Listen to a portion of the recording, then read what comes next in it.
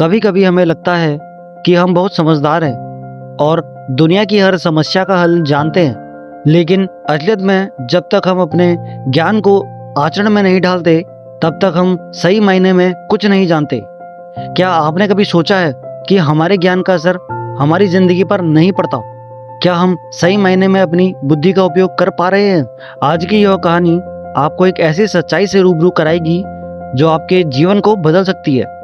गौतम बुद्ध के मठ का यह नियम था कि उनका कोई शिष्य जब भी कभी बुद्धत्व को प्राप्त कर लेता तब उसे कहा जाता कि एक दिशा में चले जाओ और आसपास के जो लोग हैं उनका ज्ञानवर्धन और उनकी जो आत्मा और चेतना है उसको जागृत करने का प्रयास करो। उनका एक शिष्य जो 4 साल से मठ में रह रहा था और तपस्या कर रहा था, एक दिन वह परेशान हुआ और सोचने लगा कि मेरे गुरुदेव ने मुझे आदेश क्यों नहीं दिया, और इसी बात पर नाराज होकर वह गौतम बुद्ध के पास गया और कहने लगा, मेरी तपस्या में ऐसी क्या कमी रह गई?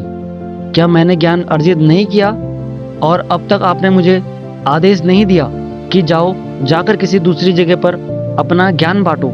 और क्या मैंने बुद्धत्व प्राप्त नहीं किया है? तभी गौतम बुद्ध ने शिष्य से कहा, सुनो, तुम्हें थोड़ा और समय लगेगा, यही समय बिताओ। यह बात सुनकर वह शिष्य चिढ़ गया और कहने लगा कि गुरुदेव, आपके ज्ञान में कमी रह गई है और आप मुझे ज्ञान नहीं दे पाए। गौतम बुद्ध को लगा कि ये नहीं समझेगा और कहा, ठीक है, कल सुबह पूर्व दिशा में एक गांव है, वहां जाना और वहां से भिक्षा लेकर आना और अपना पूरा दिन वहीं बिताना और कोशिश करना कि वहां के लोगों को थोड़ा ज्ञान बांटना और आकर मुझे बताना कि अनुभव कैसा रहा। वह शिष्य बड़ा खुश हुआ और उसको लगा कि अब तो बात बन गई है, अब मुझे आदेश मिल गया है। और वह दूसरे दिन उस गांव में चला गया और शाम में जब वापस लौटा तो हाथ में पट्टी बंधी थी और हाथ पैरों में चोट के निशान थे।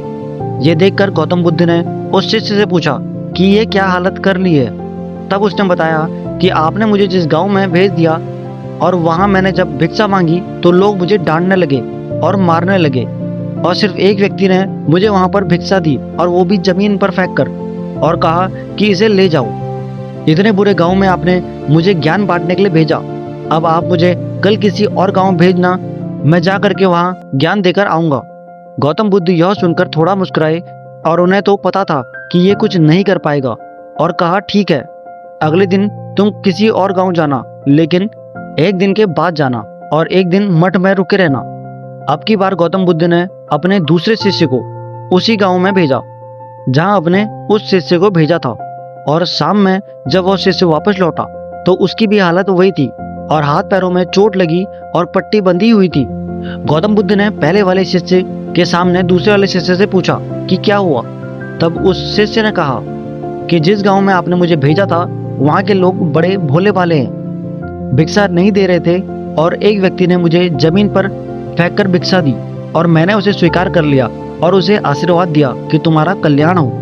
तो वह व्यक्ति चौंक गया और कहने लगा कि आप गजब के इंसान हो, मैं आपको जमीन पर फेंक कर भिक्षा दी और आपने मुझे कल्याण हो का आशीर्वाद दिया।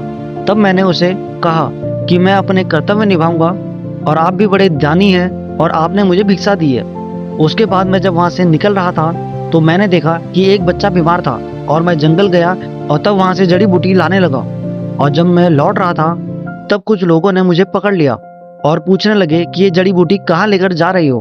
तब मैंने उनसे निवेदन किया कि मुझे छोड़ दो, एक बीमार बच्चे की मदद करनी है, और तब उन्होंने मुझे छोड़ दिया। जब मैं गांव में वापस आकर उस बच्चे की मरहम पट्टी कर रहा था तो तभी गांव वाले मुझ पर हमला करने लगे। तब उस दानी व्यक्ति ने, जिसने मुझे जमीन पर फेंक कर भिक्षा दी थी, उसने गांव वालों को रोका और कहा कि ये व्यक्ति ठीक है और इसे अपना काम करने दो। जब मैंने जड़ी बूटी लगाई तो बच्चा ठीक हो गया और सब मेरे लिए तालियां बजाने लगे।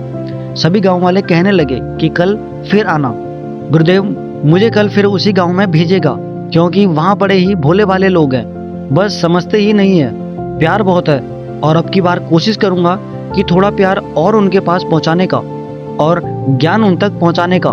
वो सब ज्ञानी तो हैं, लेकिन बस अनजान व्यक्ति से बात करने में डरते हैं। वो जो पहला शिष्य था जो एक दिन पहले उसी गांव में गया था, वह सब कुछ सुन रहा था और समझ रहा था, और गौतम बुद्ध के चरणों में गिरकर बोला, गुरुदेव कमी तो मुझ में ही थी, आपने ज्ञान तो बहुत सारा दिया, लेकिन मैं उसे अपने आचरण में नहीं ढाल पाया और अहंकार को ऊपर रखा और उसी गांव के लोगों को पहचान नहीं पाया और मार खाकर चला आया। और मार तो इन्होंने भी खाई, लेकिन इनका अहंकार मिट चुका है और ये सब समझ चुके हैं कि वह लोग भोले भाले हैं और हमें उनसे अलग तरीकों से व्यवहार करना होगा और ज्ञान को आचरण में ढालकर उन लोगों तक पहुंचना होगा। सीख, अच्छा इंसान बनने पर ध्यान दीजिए, अच्छा समय अपने आप चला आएगा। हम अच्छा समय लाना चाहते हैं लेकिन अच्छा इंसान नहीं बनना चाहते और यही सारी गड़बड़ी है।